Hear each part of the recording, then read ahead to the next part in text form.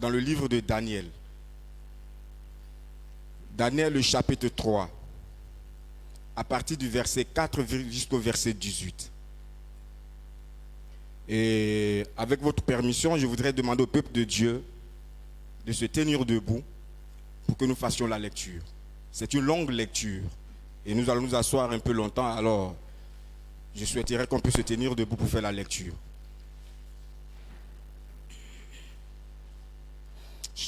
Daniel chapitre 3, versets 4 à 18. Si vous y êtes, je fais la lecture. Il est écrit dans la Bible. Un héros cria à haute voix. Voici ce qu'on vous ordonne, peuple, nation, hommes de toute langue. Au moment où vous entendrez le son de la trompette, du chalumeau, de la guitare, de la sambuc, du psalterion, de la cornemuse et de toutes sortes d'instruments de musique, vous vous prosternerez et vous adorerez la statue d'or qu'a élevée le roi Nebuchadnezzar. Quiconque ne se prosternera pas et n'adorera pas sera jeté à l'instant même au milieu d'une fournaise ardente. C'est pourquoi, au moment où tous les peuples entendirent le son de la trompette, du chalumeau, de la guitare, de la sambuc, du psalterion et de toutes sortes d'instruments de musique, tous les peuples, les nations, les hommes de toutes langues se prosternèrent et adorèrent la statue d'or qu'avait élevée le roi Nebuchadnezzar. À cette occasion, et dans le même temps, quelques Chaldéens s'approchèrent et accusèrent les Juifs. Ils prirent la parole et dirent au roi Nebuchadnezzar, « Ô roi, vis éternellement. Tu as donné un ordre d'après lequel tous ceux qui entendraient le son de la trompette, du chalumeau, de la guitare, de la sambuc, du psalterion, de la cornemuse et de toutes sortes d'instruments devraient se prosterner et adorer la statue d'or. Et d'après lequel quiconque ne se prosternerait pas et n'adorerait pas serait jeté au milieu d'une fournaise ardente. Or, il y a des Juifs à qui tu as remis l'intendance de la province de Babylone, Shadrach, Meshach et Abed-Nego, hommes qui ne tiennent aucun compte de toi, ô roi. Ils ne servent pas tes dieux et ils n'adorent point la statue d'or que tu as élevée. Alors Nebuchadnezzar, irrité et furieux, donna l'ordre qu'on amena Shadrach, Meshach et Abed-Nego. Et ces hommes furent amenés devant le roi. Nebuchadnezzar prit la parole et leur dit, « Est-ce de propos délibérés, Shadrach, Meshach et Abed-Nego, que vous ne servez pas mes dieux et que vous n'adorez pas la statue d'or que j'ai élevée? Maintenant, tenez-vous prêts. Et au moment où vous entendrez le son de la trompette, du chalumeau, de la guitare, de la sambuc, du psalterion, de la cornemuse et de toutes sortes d'instruments, vous vous prosternerez et vous adorerez la statue que j'ai faite. Si vous ne l'adorez pas, vous serez jeté à l'instant même au milieu d'une fournaise ardente. Et quel est le Dieu qui vous délivrera de ma main? » Shadrach, Meshach et Abed-Nego répliquèrent au roi Nebuchadnezzar, « Nous n'avons pas besoin de te répondre là-dessus. Voici, notre Dieu que nous servons peut nous délivrer de la fournaise ardente, et il nous délivrera de ta main, ô roi. Sinon, sache, ô roi, que nous ne servirons pas tes dieux et que nous n'adorerons pas la statue d'or que tu as élevée. Amen. » Éternel notre Dieu, notre Père, voici venu le temps pour toi de nous parler. Et nous voudrions véritablement que les uns et les autres puissent être concentrés, que personne ne se laisse distraire, que le Saint-Esprit soit en mouvement, qu'il parle au cœur de quelqu'un, qu'il parle au cœur d'une sœur, qu'il parle au cœur d'un frère ce matin. Éternel Dieu, je me remets en toi.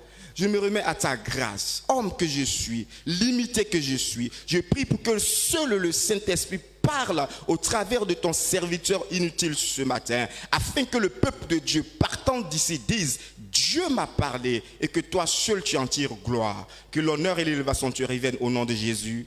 Amen. On peut s'asseoir. Chers frères et sœurs, le titre que nous donnons ce matin, le thème que nous donnons ce matin à notre prédication, c'est « Les avantages à connaître Dieu ». Les avantages à connaître Dieu. Alors sachez-le, chers frères et sœurs, bien de chrétiens, ou alors bien de personnes, ne connaissent pas assez le Dieu en qui ils disent avoir cru. Ce qui fait que, quelquefois, dans des moments de grande difficulté, dans des moments de combat spirituel, dans des moments de maladie, dans des moments d'attaque de la part de l'ennemi, quelques-uns sont prêts à s'affoler, ils sont prêts à se décourager, ils sont prêts à brader leur identité chrétienne à cause de quelques solutions éphémères terrestres. Ils sont prêts à brader leur identité chrétienne simplement parce qu'ils ne connaissent pas assez ce Dieu en qui ils disent avoir cru.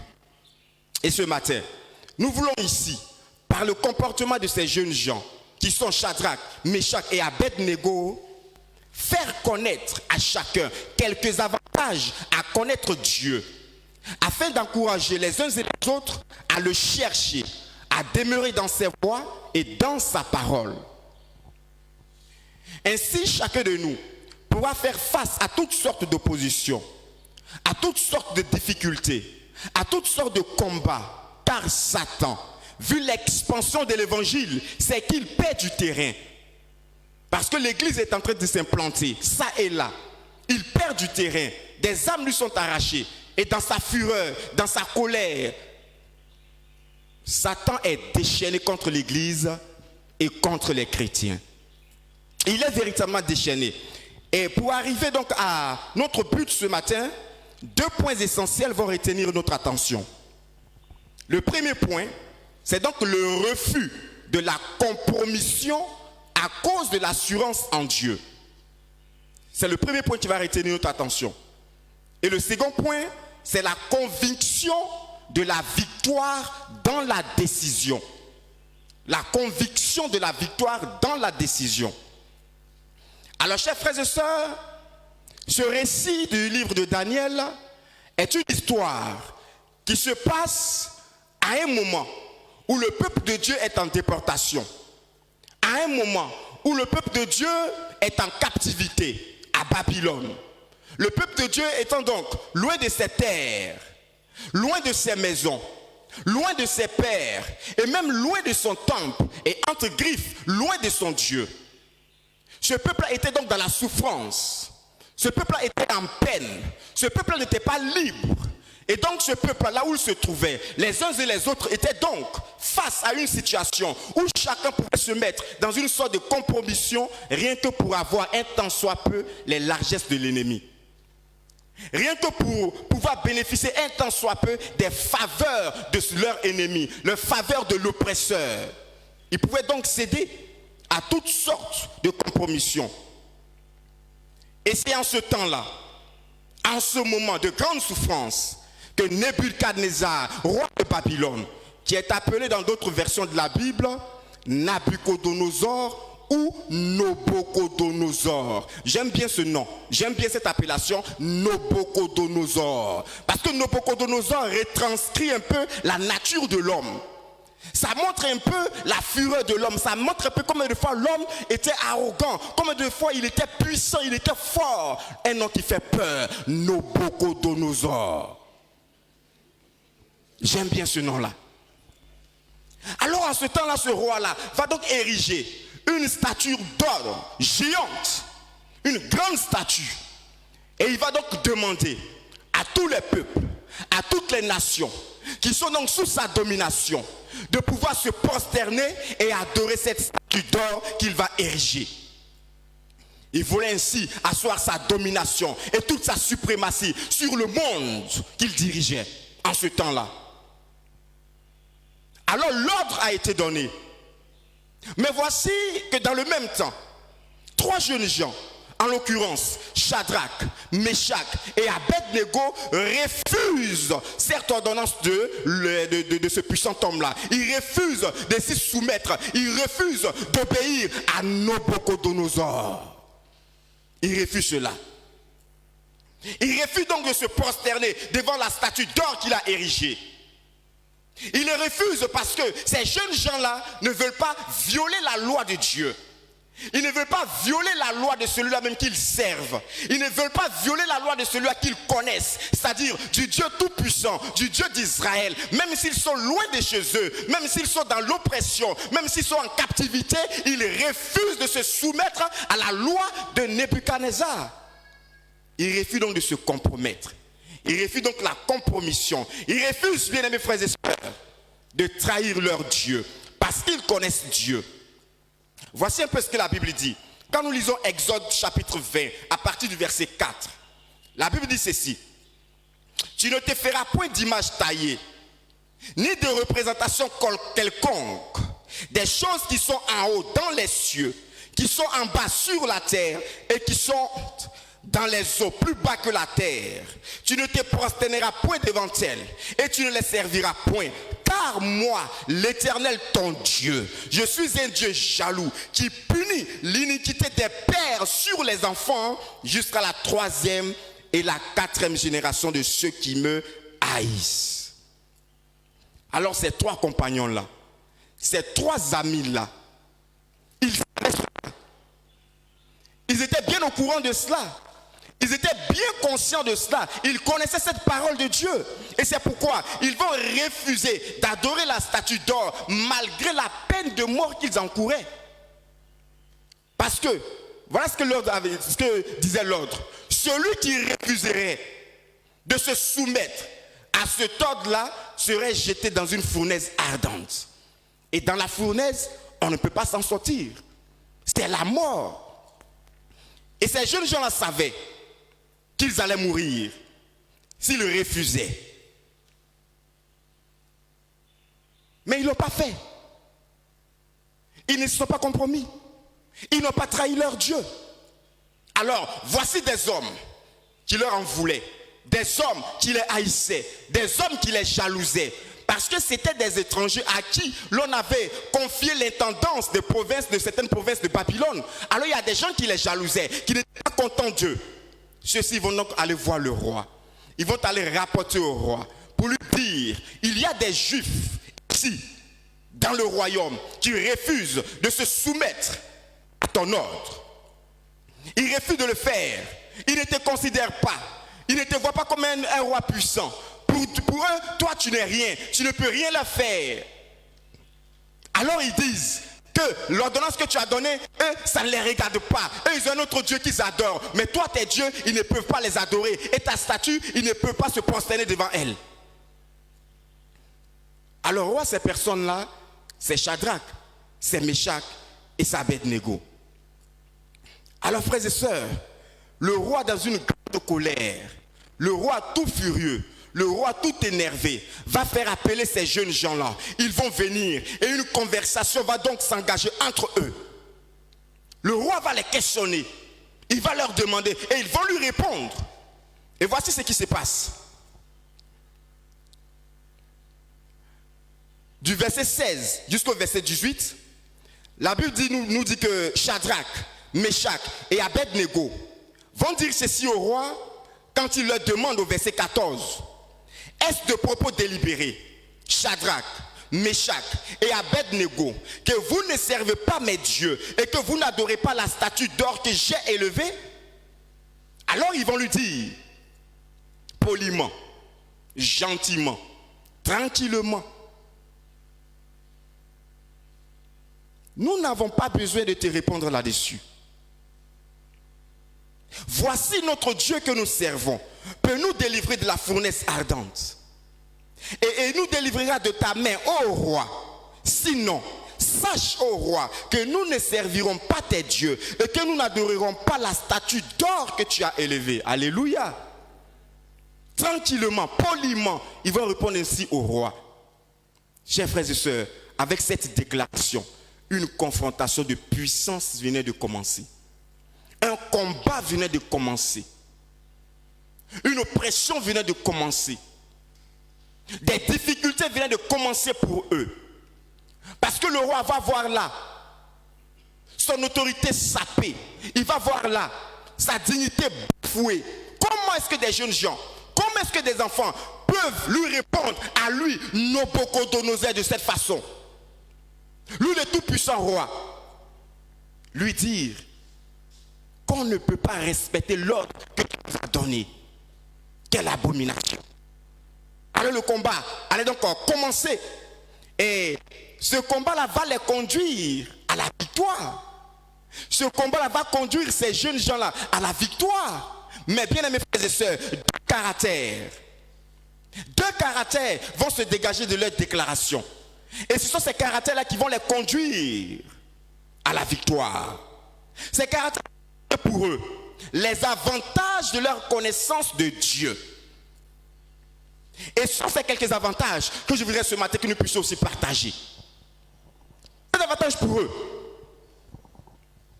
Premièrement, le refus de la compromission à cause de l'assurance en Dieu. Ces jeunes gens ont refusé de se compromettre. Ils ont refusé d'entrer dans des calculs bizarres et bizarroïques. Ils ont refusé de faire ce que le roi.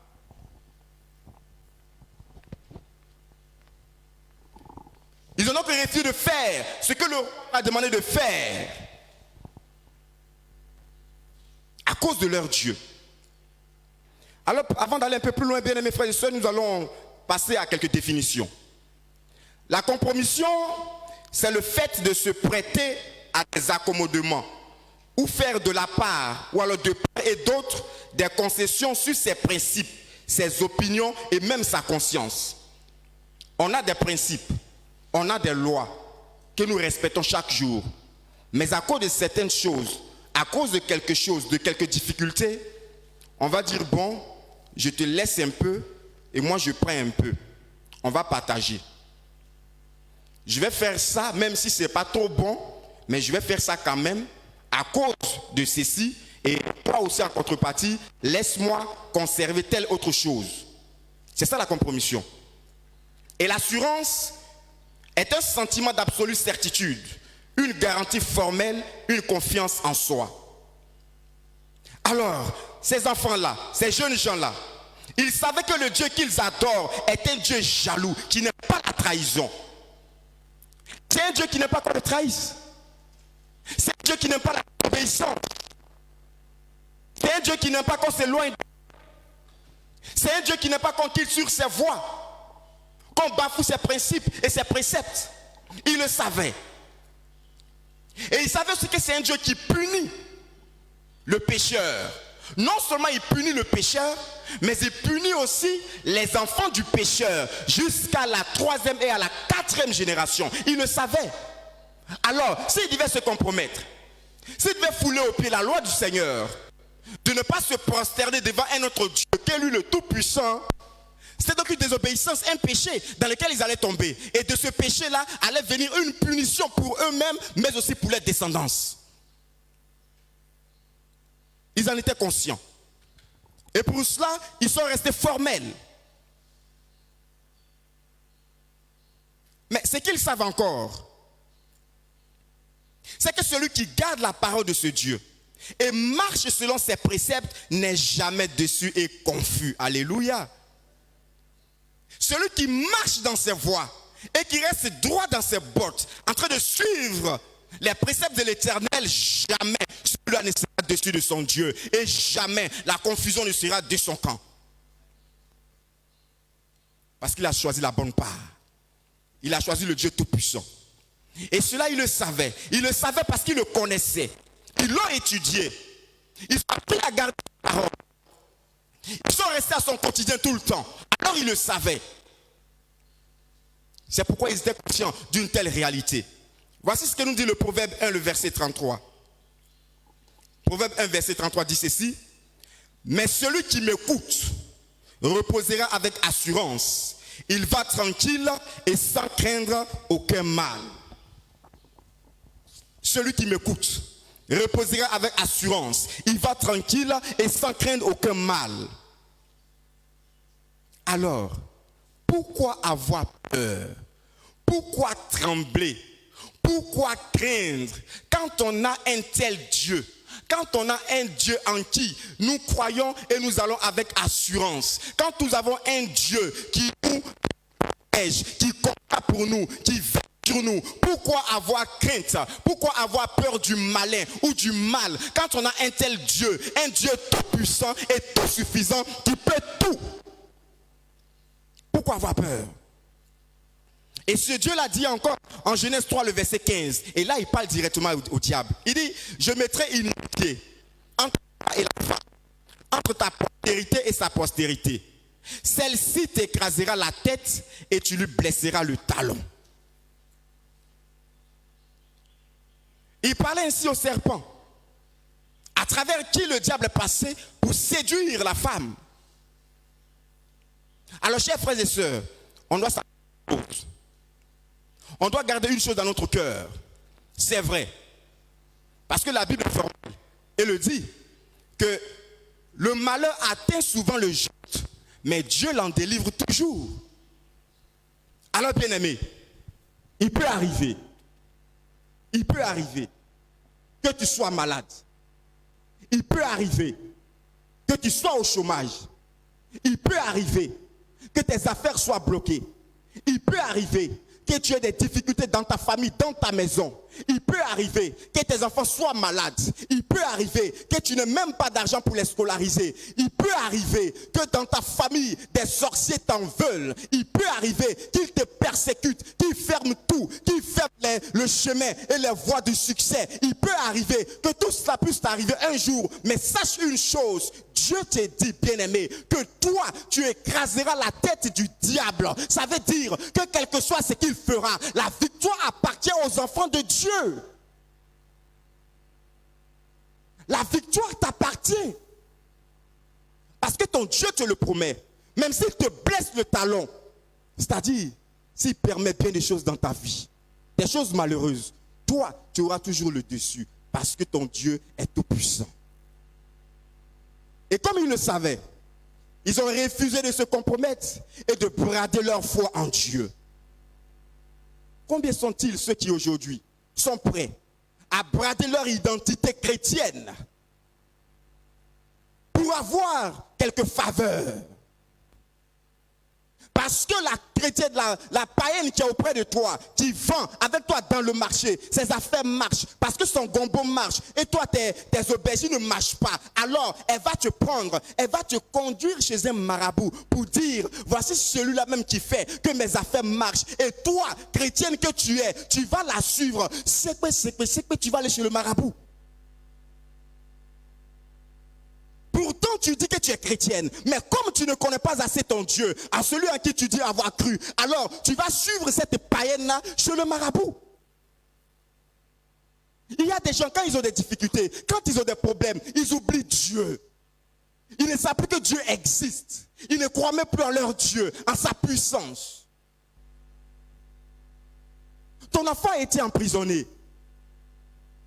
Plutôt que de te mettre devant le Seigneur, fléchir genoux, prier, demander à Dieu, Seigneur intervient, Seigneur agit. Qu'est-ce qu'on fait? On va aller voir le féticheur du village pour qu'il puisse jeter ses courriers, faire quelques gris-gris pour pouvoir agir sur le procureur, pour pouvoir agir sur le juge, de sorte que le jour du jugement, l'enfant soit relaxé. Mais bien aimé, ils vont le condamner.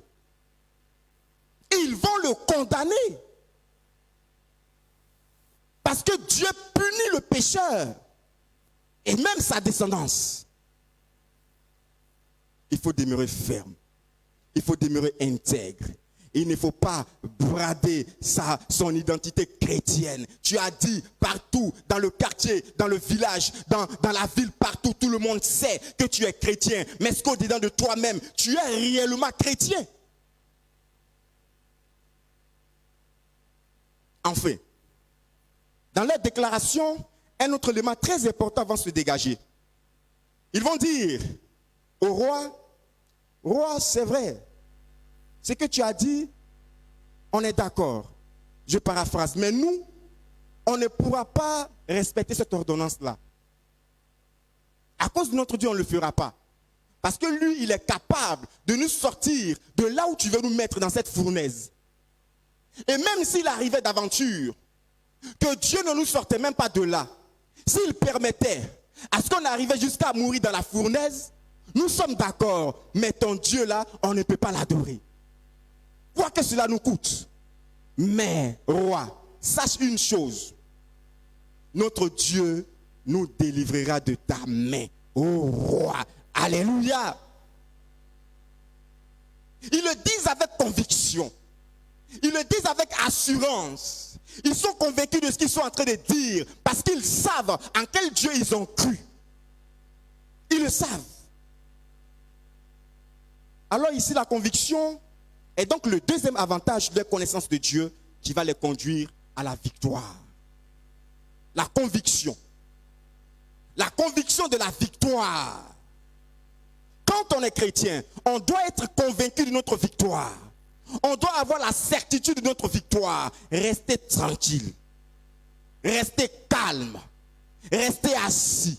Parce que notre Dieu, il est là-haut dans le ciel, assis sur son trône et il travaille encore aujourd'hui. Et cette affaire-là, il va la régler. Dieu peut le faire parce qu'il en est capable. Alors la conviction, c'est le fait d'être convaincu de quelque chose. C'est le sentiment de quelqu'un qui croit en ce qu'il dit ou en ce qu'il fait. Et ces jeunes gens-là, ils ont cru en leur choix. En leur choix de ne pas adorer la statue. Et ils avaient la conviction, la certitude, que quand ils ont dit au roi que notre Dieu nous délivrera de ta main, ils étaient convaincus que leur Dieu le ferait réellement. Ils avaient cette conviction-là. Souvent quand on parle, on dit Dieu peut faire. Dieu le fera, mais dans notre fond intérieur, il y a quelque chose qui nous dérange. Parce que le Dieu peut le faire, et là nous-mêmes, on tique un peu en le disant. On ne croit pas trop, quoi. Mais comme nous sommes devant les gens et qu'on parle, alors on le dit quand même. Parce que les gens savent que nous sommes des chrétiens. Nous sommes des chrétiennes, donc on le dit quand même. Mais nous-mêmes, on n'y croit pas trop. Mais eux, ils avaient la conviction. Ils n'en doutaient pas même un seul instant. Parce qu'ils connaissaient Dieu. Et ce Dieu-là, quand il dit quelque chose, alors il le fait. Voilà ce que Dieu dit. Dans le psaume 50, le verset 15. Il dit, et invoque-moi au jour de la détresse, je te délivrerai et tu me glorifieras. Alléluia. Alors ces jeunes gens-là, la Bible ne le mentionne pas certes, mais ils ne sont pas restés inertes. Ils ne sont pas restés bras croisés. Ils ne sont pas restés sans rien faire. Ils ont parlé à leur Dieu. Ils sont adressés à leur Dieu. Ils ont crié à leur Dieu. Ils lui ont demandé de faire quelque chose, de poser une action pour eux. Et voilà ce qui va se passer. Dans la fin de cette histoire, dans sa fureur, la Bible nous dit que Nabuchodonosor va demander à ce que la fournaise soit chauffée 7 fois de plus qu'auparavant, que toutes les autres fois. Tellement il était énervé à cause de son autorité qui a été bafouée. Alors ces jeunes gens seront liés. Ils seront ligotés, liés par leurs habits, liés par leurs tuniques, liés par leurs caleçons. Ils vont les prendre et ils vont les jeter dans la fournaise. La Bible mentionne même que ceux qui les ont pris pour les jeter dans la fournaise, tellement la fournaise était violente, tellement le feu était puissant, ceux même qui les ont jetés dans la fournaise ont été consumés par le feu. Ils ont été tués par le feu. Vous comprenez? À cause de la puissance de ce feu-là, ils ne sont pas rentrés dedans. Ils ont attrapé des gens pour les y jeter. Mais eux-mêmes, ils sont morts. Et les autres ont atterri dans la fournaise. Et dans cette fournaise-là, le roi Nebuchadnezzar regarde. Il observe. Il sait qu'ils ont jeté 3 jeunes dans la fournaise. Mais quand il regarde dans la fournaise, il voit 4 personnes se promener dans la fournaise. Et le 4e homme qui est dans cette fournaise-là a un visage comme celui des enfants des dieux. Lui, il dit des dieux parce qu'il ne croyait pas en Dieu. Ils avaient donc plusieurs dieux. Mais en réalité, ce 4e était un ange que Dieu a envoyé pour sécuriser ses enfants. Les sécuriser pourquoi? Parce qu'ils ont refusé la compromission. Les sécuriser pourquoi? Parce qu'ils avaient la conviction que leur Dieu allait réellement agir. Alors Dieu agit. Dieu amène quelqu'un, un ange, pour pouvoir les sécuriser, pour pouvoir les protéger. Et quand Nebuchadnezzar leur demande de sortir de la fournaise et qu'ils viennent, La Bible nous dit que ces jeunes gens-là, leurs vêtements n'ont pas été touchés, leurs corps n'ont pas été touchés, leurs cheveux n'ont pas été touchés, leurs pieds n'ont pas été touchés, les caleçons n'ont pas été touchés. Même l'odeur de la fumée, de les flammes, n'a même pas eu d'impact sur leur corps. Alléluia. Seul le Dieu d'Israël est capable de faire une telle chose. Seul le Dieu de Jésus-Christ est capable de faire de telles choses. Quand nous le servons véritablement et que nous demeurons en lui, quand nous le connaissons. Alors, chers frères et sœurs, le chrétien doit donc garder la conviction de la victoire, quelles que soient les oppositions qui vont se dresser devant lui. Quelles que soient les oppositions, quelle que soit la maladie, quelles que soient les difficultés, quels que soient les problèmes, tu dois garder la conviction de la victoire, parce qu'à la fin, tu auras la victoire. C'est pourquoi le chrétien doit éviter la peur. Et il ne doit pas se laisser distraire par la puissance du diable. Parce qu'effectivement, le diable, il est puissant. D'ailleurs, mais plus que l'homme. Donc quand nous disons, diable, tu peux rien nous faire. Qu'est-ce que tu peux? Qu'est-ce que tu peux? Tu es vaincu. Nous comptons sur quoi? Nous comptons sur ce qui est en nous. Sur celui qui est en nous, c'est-à-dire le Saint-Esprit. Sinon, à tout point de vue, le diable est supérieur aux hommes. Mais la Bible dit que celui qui est en vous est plus fort que celui qui est dans le monde. Alléluia. Et c'est sur cette vérité-là que nous nous basons, que nous nous appuyons pour dire, Satan, tu ne peux rien me faire. Souvenons-nous que Jésus-Christ a dit dans Luc 10, le verset 19, « Voici, je vous ai donné le pouvoir de marcher sur les serpents et les scorpions et sur toute la puissance de l'ennemi et rien ne pourra vous nuire. » Christ t'a donné le pouvoir de vaincre Satan.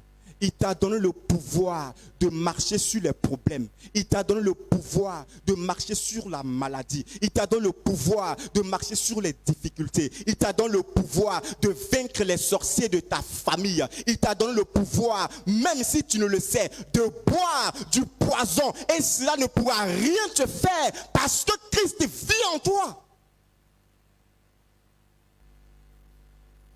Alors, chers frères, tu dois déclarer, avec conviction d'ailleurs, déclarer, Satan, tu ne peux rien me faire. Parce que Christ vit en moi. Parce que j'ai la conviction de la victoire. Moi prématuré, arrière de moi. Mon temps n'est pas encore arrivé. Le temps fixé par le Seigneur n'est pas encore arrivé. Alors moi prématuré, arrière de moi. Maladie, arrière de moi. Malédiction, arrière de moi. Stérilité, arrière de moi. Chômage, arrière de moi. Parce que Dieu m'a donné le pouvoir de te vaincre. Dis-le donc avec conviction, bien-aimé. C'est important pour toi.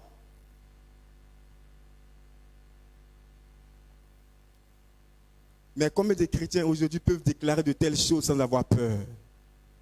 C'est ça. Combien peuvent-ils déclarer de telles choses?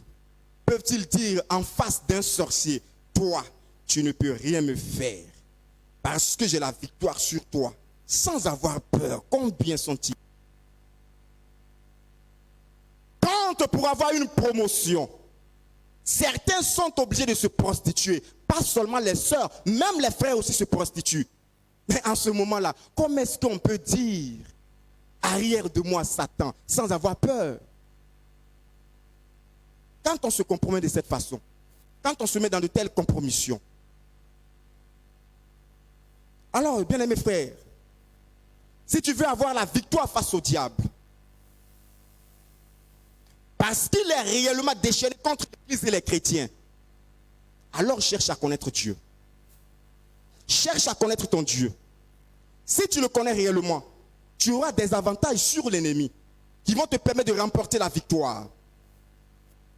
Et pour connaître Dieu, c'est par la lecture et la méditation de sa parole qui est la Bible. Bien-aimés, nous ne cesserons jamais de vous le dire, que Dieu se révèle à travers sa parole.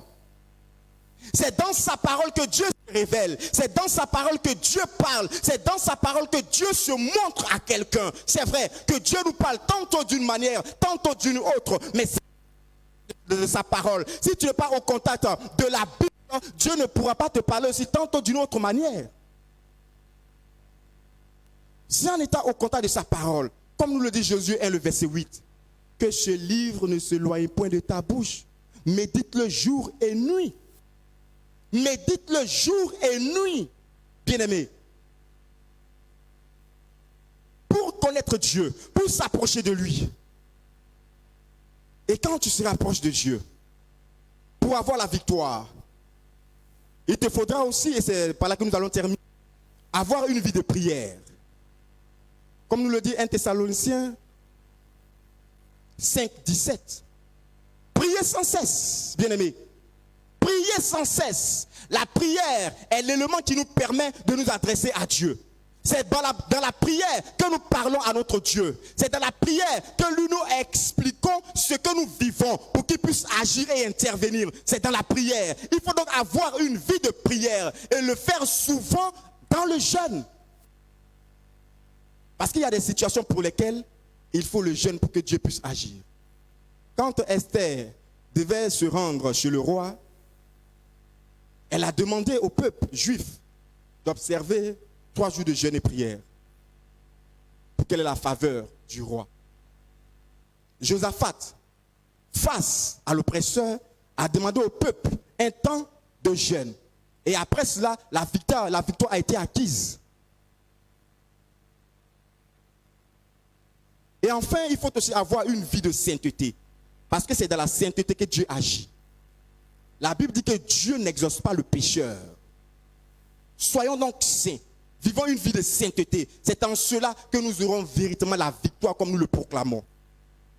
Alors toutes ces choses, avec le refus de la compromission, à cause de l'assurance en Dieu et la conviction de la victoire, permettront à coup sûr d'être victorieux.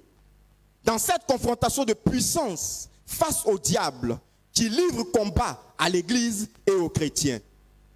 Puisse Dieu aider chacun de nous à le chercher, à le connaître véritablement et à marcher avec assurance dans la conviction de la victoire face aux difficultés. Que Dieu soit glorifié et que sa parole demeure dans nos cœurs. Amen.